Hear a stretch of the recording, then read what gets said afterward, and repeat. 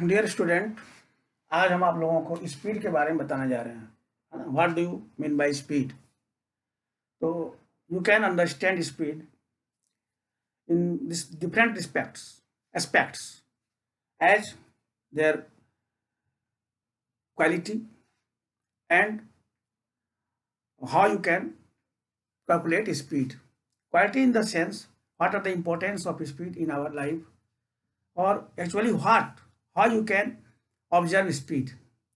Speed is the rapidity of the motion of an object, है ना। Rapidity of the motion of the object means what? That means how one cycle completed in 1 second, and in 1 second how many cycle completed, right? जैसे आप कहते हो कि fan बहुत कम speed, बहुत ज़्यादा है, फैन का स्पीड कम है। कम और ज़्यादा कैसे सोच पाते हो? वो तब संभव हो पाता है, आप देखते हो कि कौन कितना उसका जो मूवमेंट है किस तरह से हो रहा है, जल्दी जल्दी हो रहा है, धीरे धीरे मूव कर रहा है, तेजी से हो रहा है, राइट। उस तरह से rapidity of the motion is called speed. But from this concept, this idea, it is not possible how you can calculate the speeds. So mathematically you can define the rate of change of distance per unit time is called speed. The rate of change of distance per unit time or change in speed per unit time is also called speed. Speed equal to क्या हो जाएगा? Speed equal to distance by time. Distance by time, distance क्या है? Length. जब मान लो cycle है और cycle की व्हील जब तेजी से मूव करेगा तो आप बोलोगे स्पीड ज्यादा है, और जब ज्यादा तेजी से मूव करेगा तो क्या होगा? वो ज्यादा दूरी कवर करेगा, और जब ज्यादा दूरी कवर करेगा तो डिस्टेंस क्या होगा? ज्यादा होगा। अगर मान लो कि आप कोई जर्नी स्टार्ट करते हो और उसके ड्यूरेशन में आप जो डिस्टेंस कवर करते हो वो डिस्टेंस मान लो है 60 मीटर, और आपको टाइम लगता है इसको कवर करने में 10 second. Metre is the unit of length और टाइम का सेकेंड होता है।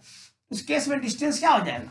स्पीड क्या हो जाएगा? स्पीड इक्वल हो जाएगा 60 metre by 10 second equal to हो जाएगा 6 metre per second.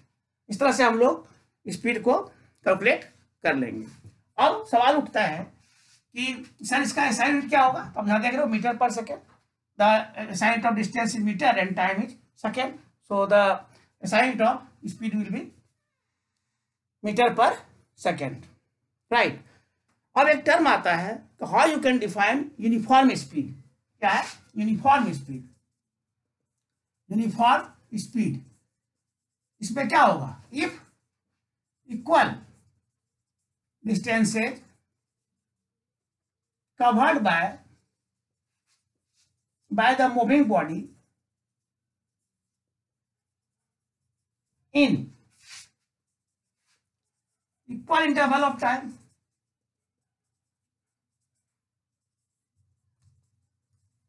then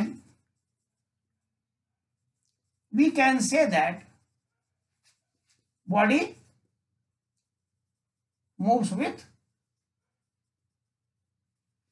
uniform motion, uniform speed motion, right?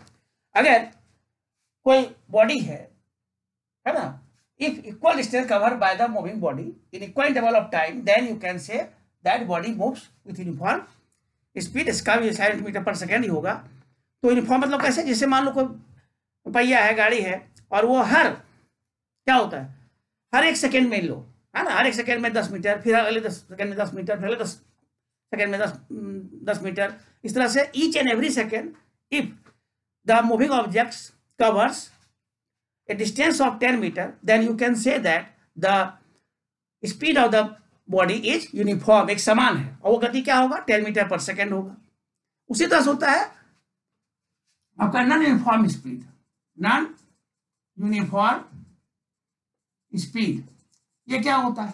If unequal distance है cover by the, if unequal, वहां इक्वल था, यहाँ unequal, unequal distances covered by the moving body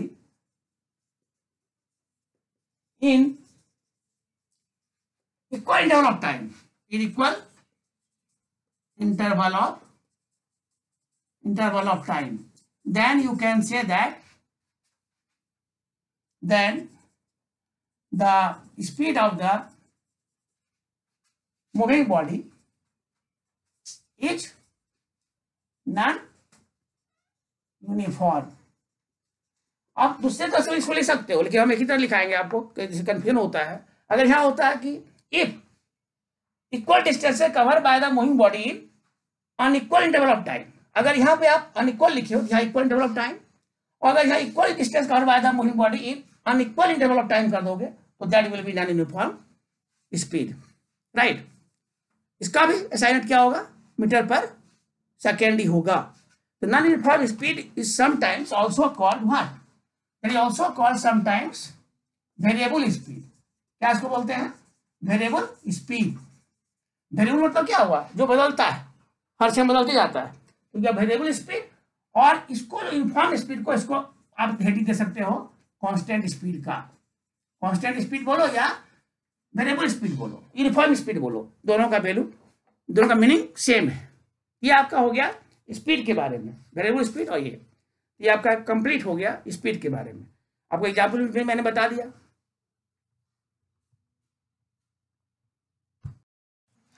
now you discuss about velocity, है ना। What is velocity, तो the rate of change of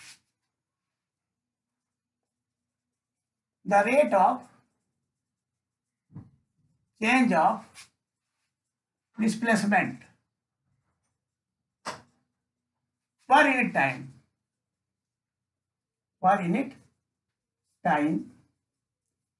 is called velocity, right? It's called velocity denoted by v, right? Simply v, वह s कर सकते थे speed में। तो the rate of change of displacement per unit time is called velocity. वहां पे आया था डिस्टेंस, यहाँ क्या आ गया डिस्प्लेसमेंट। तो आपके दिमाग में आनी चाहिए बात कि what is the needs of velocity, because velocity gives more information than the speed. That means velocity gives the magnitude of the displacement as well as the direction of motion, right? That is gives magnitude as well as direction. So that is the quality of the velocity with respect to the speed. कितनी दूरी cover किया और किस दिशा में किया, right? और किस दिशा में जा रहा है ना, किस रेट से जा रहा है, टाइम ले लेंगे, किस रेट से किस दिशा में जा रहा है, that is the concept of velocity. Am I right? किस दिशा में जा रहा है और किस रेट से जा रहा है ना। How the body frequently moves as you study in speed. Body कितने तेजी से रैपिडली उसका चेंज हो रहा है ना, वन साइकिल कंप्लीट कर रहा है और किस दिशा में कर रहा है, that is the concept of velocity. So the rate of change of displacement per unit time is called velocity. तो वेलोसिटी का क्या हो जाएगा फॉर्मूला, और मैथमेटिकली हम जानना चाहें, वेलोसिटी का हो जाएगा डिस्प्लेसमेंट बाय टाइम, राइट। अब इसका असाइनमेंट अगर चाहोगे निकालेंगे तो क्या होगा असाइनमेंट, तो देखो इसका डिस्प्लेसमेंट का मीटर होता है और इसका सेकंड होता है, इसका होगा मीटर पर सेकंड, राइट। बाकी डिस्टेंस को कैसे रिप्रेजेंट करो बता चुके हैं, डायरेक्शन कैसे रिप्रेजेंट करोगे पिछले क्लास में, राइट। तब इसमें आपको फिर देखना होगा कि क्या यहाँ पर भी होता है, वेलोसिटी भी होता है यूनिफॉर्म और नॉन यूनिफॉर्म होता है ना। यूनिफॉर्म वेलोसिटी के केस में जो क्या होता है, यूनिफॉर्म वेलोसिटी, इसको क्या बोलोगे माय डियर स्टूडेंट, इसको जिसे उसने बताया थे also called constant velocity. City. लेकिन जब हम इसको डिफाइन करेंगे हमारे दिमाग बात रहनी चाहिए कि हम डायरेक्शन पे जरूर फोकस करें, है ना। If equal displacement covered by the moving body in equal interval of time, then क्या होगा, then the velocity of the body is called uniform velocity, right? Equal displacement in equal interval of time, equal displacement in equal interval of time। ध्यान हो गया। Displacement बोले तो direction same हो गया। अब को वैसे इसको दूसरे तरह से डिफाइन कर सकते हैं, निश्चित रूप से कर सकते हो, है ना। कैसे, देखो, in terms of distance. If the, ये हम नोट में लिखा भी दिए है, if the equal distance cover by the moving body in equal interval of time in a specified direction. हम फिर रिपीट करते हैं, if equal distance cover by the moving body in equal interval of time in a specified direction. हम displacement use नहीं किया, specified direction कर दिया, है ना। Both have same meaning. So in that case you can also, in such a way you can also define the uniform velocity. Now you talk about the non-uniform velocity. non-uniform velocity, ये देखिए non-uniform velocity, और इसको बोल सकते हैं आप लोग variable velocity में, राइट। वेरिएबल वेलोसिटी क्या होता है, तो वेरिएशन हम यहाँ पे तीन का कंडीशन हो सकता है।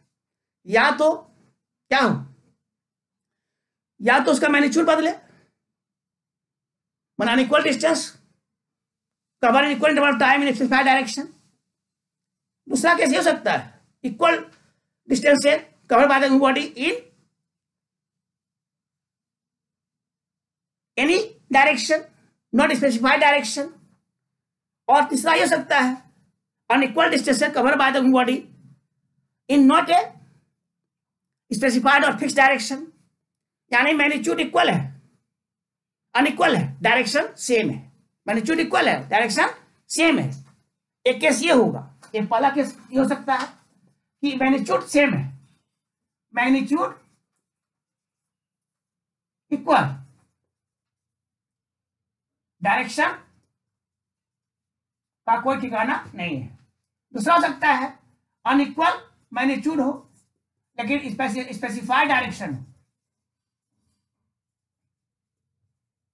और तीसरा हो सकता है क्या, तीसरा ये हो सकता है कि मैग्नीट्यूड अनइक्वल हो, अनइक्वल है, unequal magnitude, not fixed direction,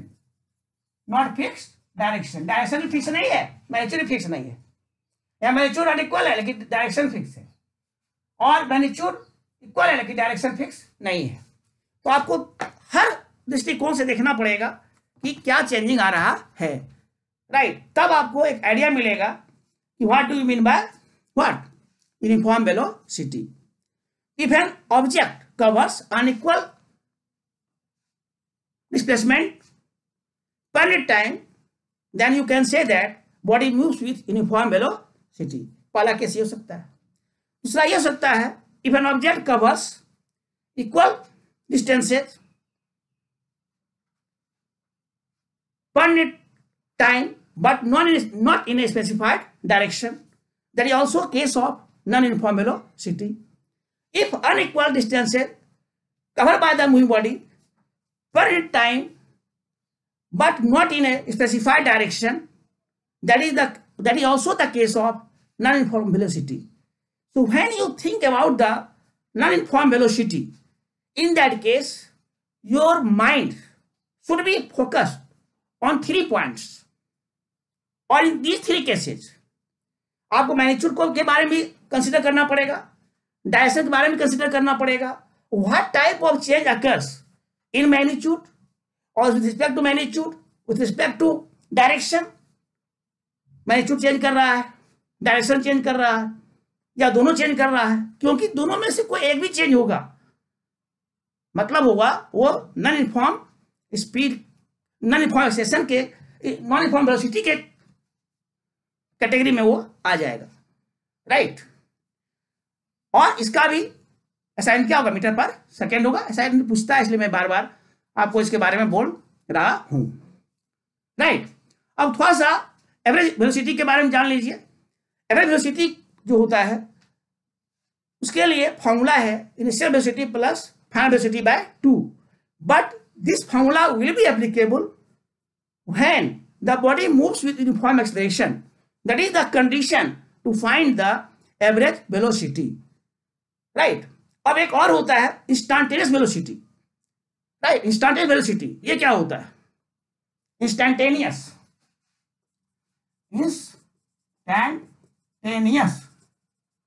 velocity, ये इसका मतलब होता है हिंदी में समझो तात्कालिक, है ना।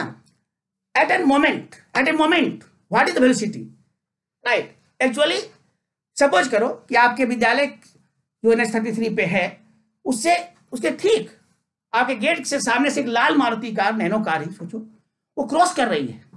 उस समय उस पार्टिकुलर टाइम में उसका स्पीड क्या था, डायरेक्शन फिक्स था, तो क्या स्पीड है, that speed will be said to be instantaneous speed, तात्कालिक, है ना, तात्कालिक वेग, वेलोसिटी, राइट। तो वो वेलोसिटी जो होगा वो कहेगा इंस्टेंटेनियस वेलोसिटी। इसमें टाइम इंटरवल गैप बहुत ही कम होता है, इसके बारे में चर्चा हम करेंगे, बहुत ही कम होता है, इंस्टेंटली मतलब टेंड्स टू 0 बट नॉट 0। उस समय जो वैल्यू होता है that is called instantaneous velocity, तो वो जान गया। और एवरेज एक्सेलरेशन क्या होगा, जब यूनिफॉर्म एक्सेलरेशन से बॉडी मूव करेगा, उस केस में हम initial velocity plus final velocity को जोड़ देंगे और बाय 2 कर देंगे, तो आपको निकल जाएगा एवरेज वेलोसिटी, राइट।